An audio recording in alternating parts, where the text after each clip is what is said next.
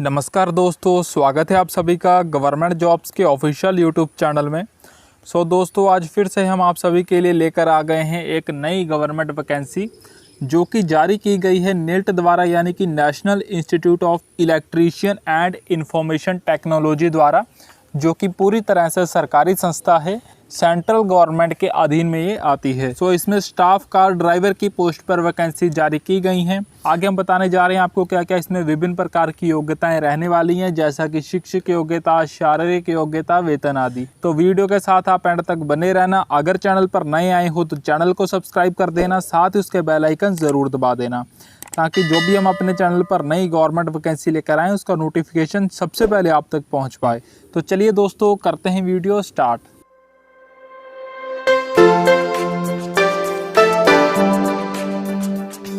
तो आगे बताएंगे आपको कि क्या क्या इसमें शिक्षक योग्यता रहने वाली हैं, जैसा कि 10वीं पास या फिर 12वीं पास और या फिर ग्रेजुएट इत्यादि। इन तीनों शिक्षक योग्यताओं में से क्या इसमें शिक्षक योग्यता मांगी गई है, और इसके साथ ही आपको आगे बताएंगे कि क्या क्या इसमें शारीरिक योग्यता मांगी गई है, जैसा कि हाइट, वेट, आई साइट, ईयरनिंग इत्यादि। और इसके साथ साथ ही आपको बताएंगे कि कितना आपको इसमें वेतन दिया जाएगा, यानी कि कितनी सैलरी आपको इसमें दी जाएगी, यानी कि बिना अलाउंसेस के कितना आप सैलरी आपको दी जाएगी स्टार्टिंग, और अलाउंसेस डालकर आपको किसमें कितनी सैलरी स्टार्टिंग दी जाएगी, और क्या क्या इसमें अलाउंसेस आपको इसमें मुहैया करवाए जाएंगे, जैसा कि DA dearness allowances, TA transport allowances, HRA house rent allowances, और भी बेसिक अलाउंसेस जो कि सेंट्रल गवर्नमेंट द्वारा अपने एम्प्लॉयज़ को मुहैया करवाए जाते हैं। इन अलाउंसेस में से क्या क्या आपको इसमें दिया जाएगा, और इसके साथ साथ ही आपको बताएंगे कि क्या क्या इसमें एज लिमिट रहने वाली है, यानी कि आयु सीमा इसमें क्या क्या रहने वाली है, किस आयु तक के अभ्यर्थी इस पोस्ट की वैकेंसी के लिए पात्र होंगे, यानी कि एलिजिबल होंगे, और कितना एज रिलैक्सेशन आपको इसमें दिया जाएगा, यानी कि आयु में कितनी छूट आपको इसमें दी जाएगी। जो आने वाले विभिन्न वर्गों से अभ्यर्थी हैं उन्हें इसमें आयु में कितनी छूट इसमें दी जाएगी।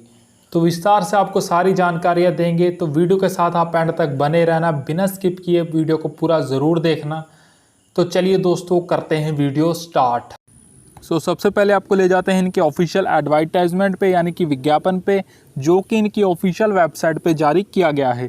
फिर आपको आगे बताएंगे कैसे आपको इसके लिए अप्लाई करना है और कैसे एडवर्टाइजमेंट इनकी ऑफिशियल वेबसाइट डाउनलोड करना है। Vacancies to be filled up on direct recruitment basis है, सीधी भर्ती ये निकाली गई है, जिसका कि एडवर्टाइजमेंट नंबर दे रखा है 98/NDL/MEITY/2021 bracket close.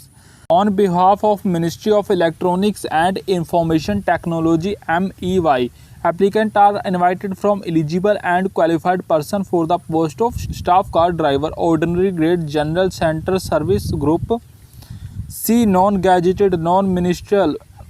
The detailed advertisement is available on the following website। यहाँ पे दो वेबसाइट दे रखी हैं जहाँ पे कि आपको जाके डिटेल्ड एडवर्टाइजमेंट मिल जाएगा, जो कि हम आपको आगे बताने जा रहे हैं कैसे आपको इसके लिए अप्लाई करना है और कैसे एडवर्टाइजमेंट उनकी ऑफिशियल वेबसाइट डाउनलोड करना है। स्टेप बाय स्टेप आपको बताएंगे, अप्लाई करके भी आपको बताएंगे। जो eligibility criteria and scale of pay for the post to be filled, यानी कि जो इसमें शिक्षक योग्यता और जिसमें आपको वेतन दिया जाएगा वो बताएंगे आपको आगे। The cut off date of calculating eligibility condition as was regard essential qualification and experience will be closing date for receipt of application example 14/9/2021। 14 सितंबर 2021 तक आप इसके लिए अप्लाई कर सकते हो। दोस्तों, बहुत ही कम दिन बचे हैं, जितनी जल्दी हो सके उतनी जल्दी आप इसके लिए आवेदन कर दें। बहुत ही बढ़िया वैकेंसी जारी की गई है, लास्ट डेट का इंतजार ना करें, जितनी जल्दी हो सके उतनी जल्दी आप इसके लिए आवेदन करते हैं। जो नेम ऑफ द पोस्ट है, इसमें staff car driver ordinary grade की पोस्ट पर वैकेंसी जारी की गई है।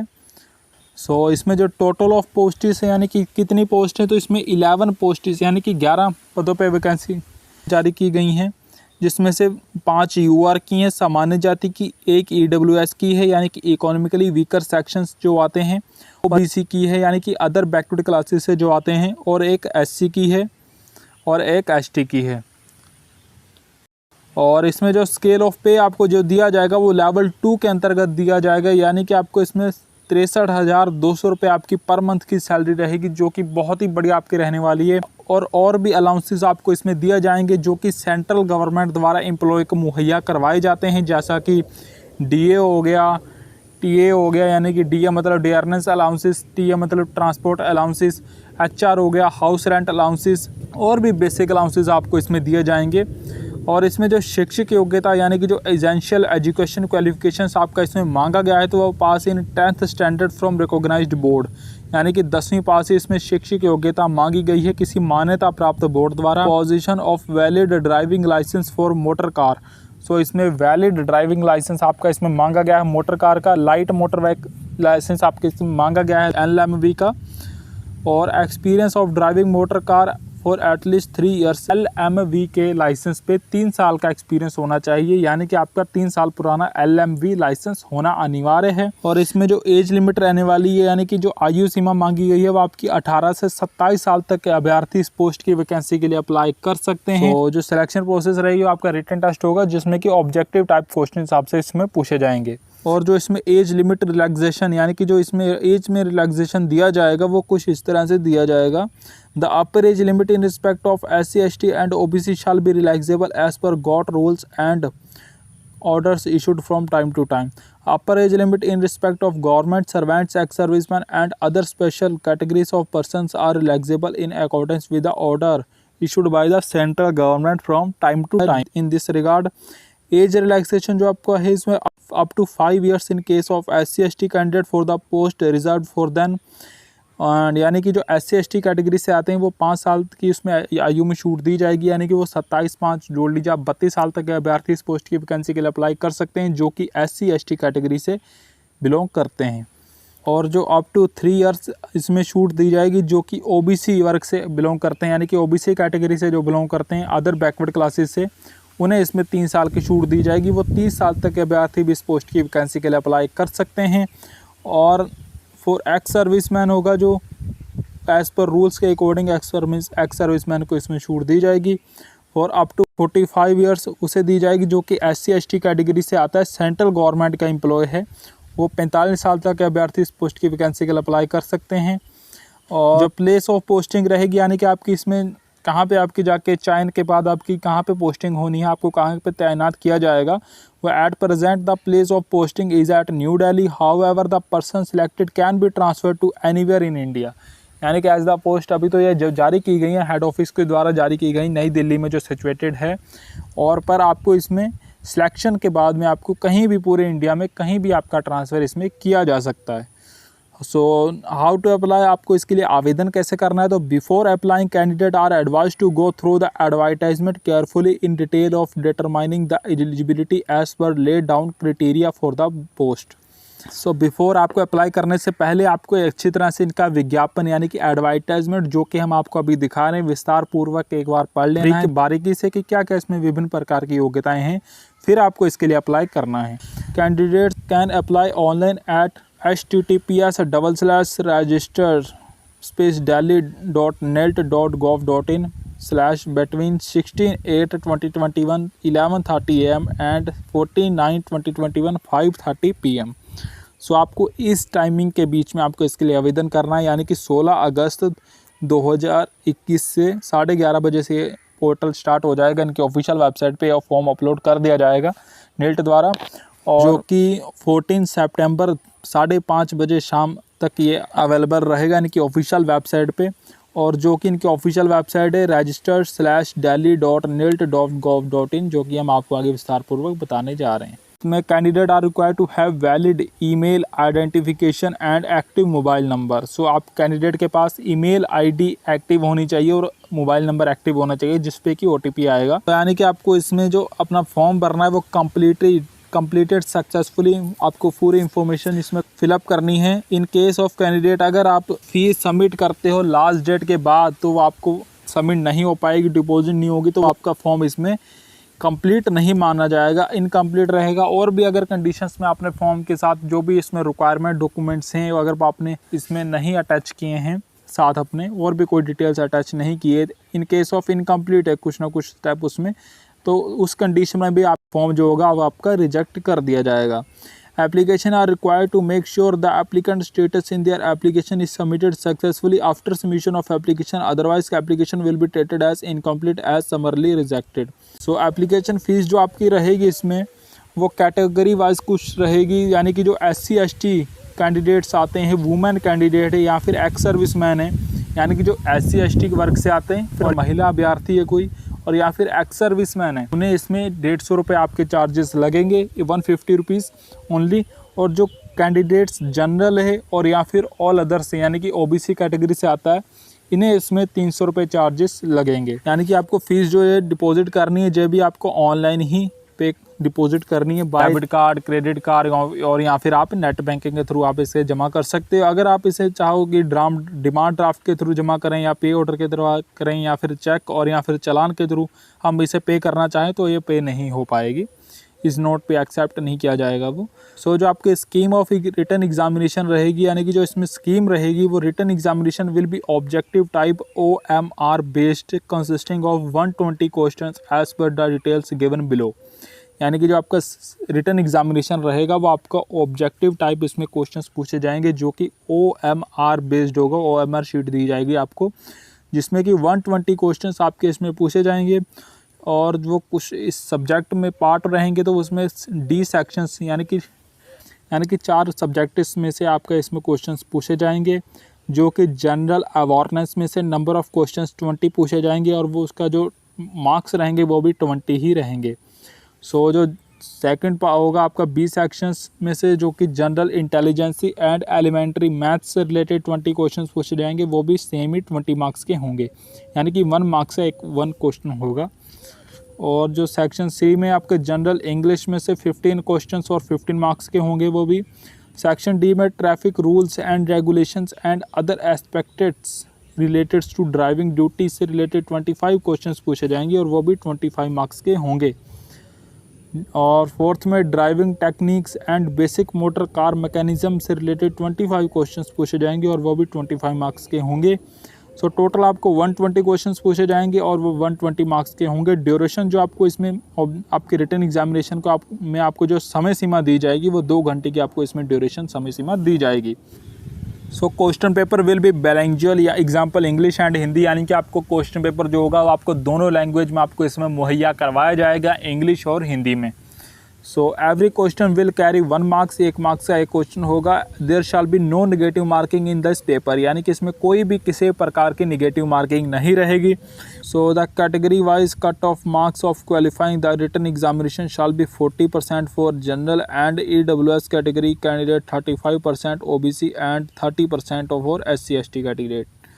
यानी कि जो इसमें रिटन एग्जामिनेशन में आपको जो न्यूनतम मार्क्स जो आपके 40% जनरल कैटेगरी के लिए चाहिए और EWS कैटेगरी से जो आते हैं उन्हें 35% इसमें क्वालिफाई करने के लिए चाहिए, और 35% फॉर OBC कैंडिडेट्स और 30% फॉर SC/ST कैंडिडेट्स को इसमें क्वालिफाई करने के लिए न्यूनतम चाहिए।